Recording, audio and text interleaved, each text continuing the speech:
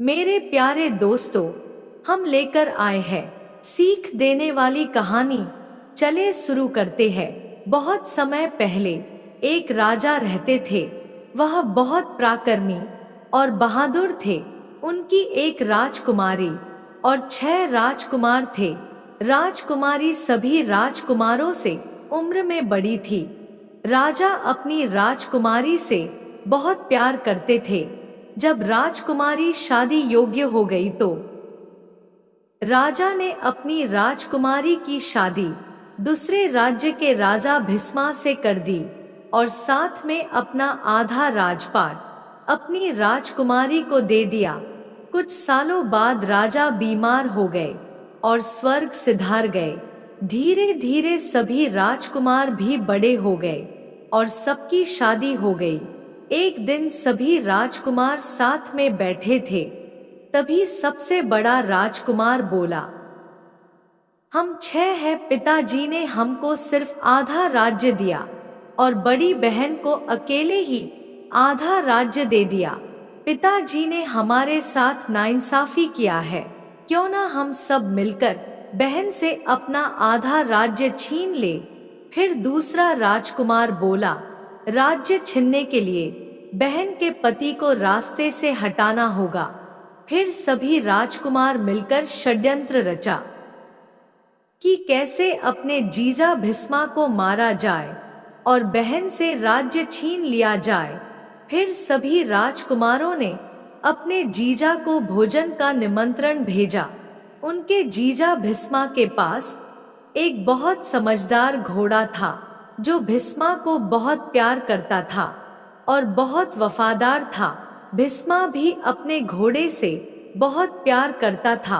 भीष्मा जहां भी जाता था साथ में अपने घोड़े को भी ले जाता था।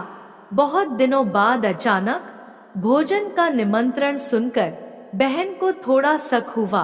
उसने अपने पति भीष्मा से कहा, आप भोजन का निमंत्रण मना कर दीजिए, मुझे पता नहीं क्यों कुछ गलत लग रहा है। भीष्मा ने कहा, तुम बेवजह परेशान हो रही हो, वह सब अपने ही है, इतने दिनों बाद बुलाए हैं, अगर नहीं जाऊंगा तो उनको बुरा लगेगा। भीष्मा नहीं माना और जाने के लिए तैयार हो गया। फिर भीष्मा की पत्नी बोली, ठीक है, आप जाओ, लेकिन एक वादा करो, अपने घोड़े को हमेशा अपने साथ रखोगे और कभी भी बांधोगे नहीं। भीष्मा बोला, मैं वादा करता हूँ, अपने घोड़े को हमेशा साथ रखूंगा। फिर भीष्मा अपने ससुराल चल दिया। भीष्मा जब ससुराल पहुंचा तो सभी राजकुमार अपने जीजा को देखकर बहुत खुश हुए और अपना षड्यंत्र चालू कर दिए।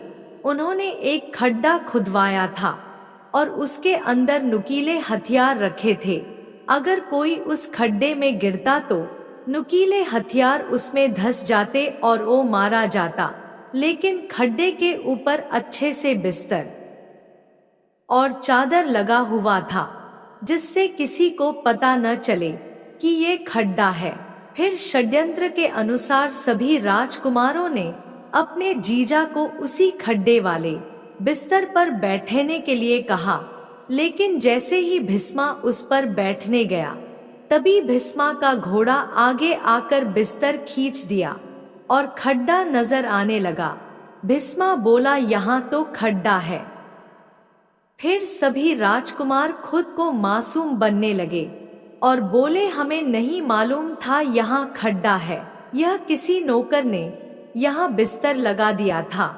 फिर भीष्मा को दूसरे जगह सभी राजकुमार बैठाए। कुछ देर बाद खाने का समय हो गया। फिर सब साथ में खाने बैठ गए। लेकिन भीष्मा के खाने में जहर था। इससे पहले कि भीष्मा खाना खाता घोड़े ने भीष्मा का खाना गिरा दिया। फिर भीष्मा दूसरा खाना खाया जिससे उसकी जान बच गई। खाना खाने और आराम करने के बाद ज्यादा रात हो गई। भीष्मा बोला, अब मुझे घर जाना चाहिए। सभी राजकुमार बोले, ज्यादा रात हो गई है, आप आज की रात हमारे यहाँ रुक जाए, कल आप चले जाना। भीष्मा रात में रुकने के लिए राजी हो गया और वही सो गया। अगले दिन सुबह सभी राजकुमार बोले, जीजा जी चलते हैं जंगल में शिकार खेलने। भीष्मा उनको मना नहीं कर पाया और उनके साथ शिकार खेलने चला गया। शिकार खेलते समय भीष्मा जानवरों पर निशाना लगाता था, लेकिन सभी राजकुमार धोखे से भीष्मा पर तीर चलाते थे, लेकिन घोड़ा हर बार भीष्मा को बचा लेता था। फिर सभी राजकुमारों ने दूसरा षड्यंत्र रचा और उन्होंने भीष्मा से कहा, बहुत शिकार हो गया, अब चलते हैं, तालाब में नहाते हैं, शरीर बिल्कुल ताजा हो जाएगा। भीष्मा को भी नहाने के लिए मन था, वह तुरंत राजी हो गया। जब सब तालाब में नहा रहे थे, तभी एक राजकुमार बोला, क्यों ना हम सब देखें कि पानी के अंदर अपना सर सबसे ज्यादा देर तक कौन रोक सकता है। फिर सबने अपना अपना सर पानी में एक साथ डुबाया, लेकिन जैसे ही भीष्मा ने अपना सर डुबाया, घोड़े ने भीष्मा का सर ऊपर खींच लिया। फिर जितने बार भीष्मा अपना सर पानी में डुबाना चाहता, घोड़ा ऊपर खींच लेता। ये सब देखकर सभी राजकुमार बोले, जीजा ये घोड़ा हमें सही से खेलने नहीं दे रहा है, आप इसको बांध दीजिए। भीष्मा बोला, मैंने तुम्हारे बहन से वादा किया है कि घोड़े को नहीं बांधूंगा। सभी राजकुमार बोले, क्या आपको हम पर विश्वास नहीं है? हम सब आपकी रक्षा के लिए है, फिर इस घोड़े की क्या जरूरत है? भीष्मा उनकी बातों में आ गया और वह अपने घोड़े को एक विशाल पेड़ में बांध दिया। फिर दोबारा पानी में नहाने चला गया। सब साथ में पानी के अंदर अपना अपना सर किए, लेकिन सभी राजकुमार तुरंत अपना सर बाहर कर लिए, लेकिन भीष्मा अपना सर पानी के अंदर ही रखा था। भीष्मा समझ रहा था यह खेल है, लेकिन वह राजकुमारों की चाल थी। फिर जैसे ही भीष्मा अपना सर पानी से बाहर किया, तभी राजकुमारों ने तलवारों से हमला कर दिया। भीष्मा इनकी चाल ना समझ सका और मारा गया। फिर राजकुमारों ने भीष्मा को जंगल में दफना दिया और वापस घर चले आए। उधर भीष्मा की पत्नी भीष्मा का इंतजार कर रही थी। जब कई दिनों तक भीष्मा घर नहीं आया, तो भीष्मा की पत्नी अपने मायके आई और अपने भाइयों से भीष्मा के बारे में पूछा। तब सभी राजकुमारों ने झूठ बोला कि भीष्मा तो अगले दिन चला गया था, वह यहाँ नहीं है। भीष्मा की पत्नी रोने लगी और भीष्मा को ढूंढने लगी। राजकुमारों की पत्नियां भी इस षड्यंत्र में मिली हुई थी।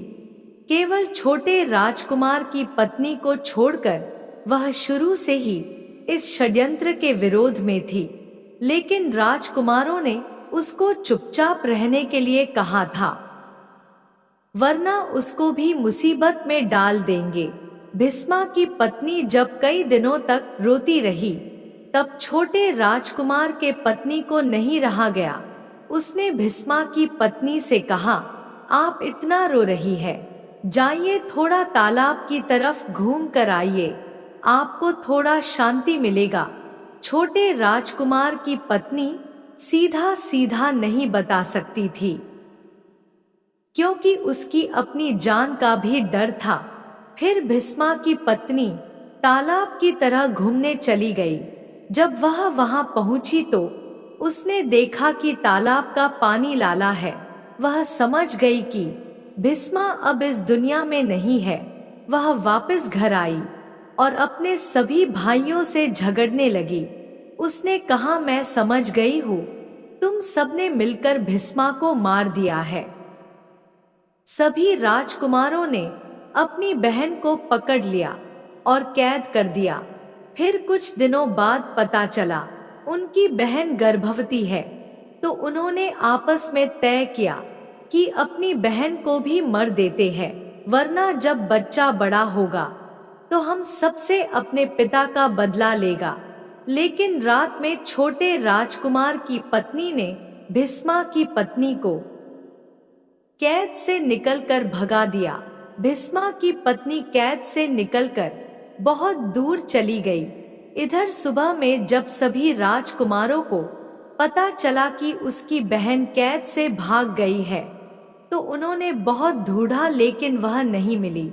फिर सभी राजकुमारों ने बहन के राज्य पर भी कब्जा कर लिया और अपनी जीवन जीने लगे। उधर उनकी बहन राजकुमारों की कैद से भागकर अपने पति भीष्मा के खास दोस्त के वहां चली गई और अपना आप बीती बताई। भीष्मा का दोस्त बहुत अच्छा इंसान था। उसने राजकुमारी को अपने वहां रहने के लिए कहा। फिर राजकुमारी वहीं रहने लगी। कुछ समय बाद राजकुमारी ने एक बच्चा जन्म दिया जिसका नाम सत्या रखा गया। सत्या धीरे धीरे बालक हो गया। वह भीष्म के दोस्त को ही अपना पिता समझता था।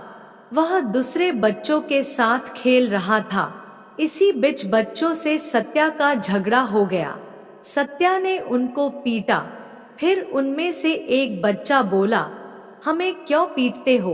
अगर तुम सचमुच बहादुर हो तो जाओ अपने पिता के मारने वालों को मारो। सत्या यह सुनकर अचंभित हो गया। वह घर गया और अपनी माँ से पूछा, मेरे पिता कौन थे और उनको किसने मारा? माँ ने कहा, तुम अभी बच्चे हो, जब तुम बड़े हो जाओगे तो बताओगी। सत्या उस समय शांत हो गया, लेकिन हर वक्त बदले के लिए सोचता रहता था। कुछ सालों बाद सत्या बड़ा हो गया। फिर उसने अपनी माँ से पूछा, अब बताओ। फिर माँ ने कहा, सत्या, तुम्हारे पिता का नाम भीष्मा था। उनको तुम्हारे ही मामाओं ने मिलकर धोखे से मार दिया। सत्या ये सुनकर बहुत गुस्सा हुआ और बोला, मैं अपने पिता का बदला सभी मामा से लूंगा। सत्या के पास भी अपने पिता जैसा ही समझदार और वफादार घोड़ा था। सत्या की माँ ने कहा, तुम्हारे पिता ने अपना घोड़ा बांध दिया था, लेकिन तुम अपने घोड़े को किसी भी कीमत पर मत बांधना और अपने मामाओं के धोखे से बचना और सिर्फ अपनी छोटी मामी पर विश्वास करना और किसी पर नहीं। फिर सत्या बोला, ठीक है माँ, मैं आपकी सभी बातों पर ध्यान रखूंगा। मैं वो गलती नहीं करूंगा जो पिताजी ने किया। कुछ दिनों बाद सत्या ने अपने सभी मामाओं को पत्र भेजा और उसमें लिखा, सभी मामा को प्रणाम, मैं आपका भांजा सत्या हूँ। जो हुआ सो हुआ। मैं आप सभी को अपना मानता हूँ और मैं यह जानता हूँ कि आधा राज्य मेरा है। आप सभी मुझे मेरा राज्य दे दीजिए। दरअसल सत्या को राज्य नहीं चाहिए था, वह सिर्फ अपने पिता का बदला चाहता था। यह पत्र तो सत्या की चाल थी। जब यह पत्र सभी मामाओं को मिला तब सब हैरान और परेशान हो गए। वह नहीं जानते थे उनकी बहन अभी भी जिंदा है और उसकी एक पुत्र भी है। फिर सभी मामाओं ने षड्यंत्र रचा। वे आपस में बोले, सत्या को भी उसके पिता की तरह ही धोखे से मरना होगा। फिर सबने मिलकर सत्या को भोजन पर निमंत्रण भेजा और बोले, प्यारे सत्या, आ जाओ, हम सब तुमको आधा राज्य दे देंगे। सत्या अपने घोड़े के साथ मामा के वहां चल दिया। माँ बोली, बेटा सावधान रहना। सत्या बोला, घबराओ मत माँ, मैं हमेशा सतर्क रहूंगा। फिर सत्या मामा के राजमहल की तरफ चल दिया। जब सत्या मामा के वहां पहुंचा तो सभी मामा पहले से सत्या का इंतजार कर रहे थे। वे सभी सत्या को देखकर बहुत खुश हुए और अपना षड्यंत्र चालू कर दिए। उन्होंने सत्या को भी वैसे ही गड्ढे पर बैठने के लिए कहा जिसके अंदर नुकीले हथियार लगे थे और ऊपर बिस्तर लगा था। जैसे ही सत्या बिस्तर पर बैठने गया, उसका घोड़ा बिस्तर खींच दिया बिस्तर खींचते ही गड्ढा नजर आने लगा। सत्या बोला, ये तो गड्ढा है। फिर सभी मामा खुद को निर्दोष बताने लगे। सभी बोले, हमें नहीं पता था वहां गड्ढा है। फिर उन्होंने सत्या को दूसरे जगह बैठाया, बातचीत करने लगे। फिर कुछ समय बाद भोजन का समय हो गया। सब खाने के लिए बैठ गए, लेकिन सत्या के खाने में जहर था। सब बोले, खाना चालू करते हैं।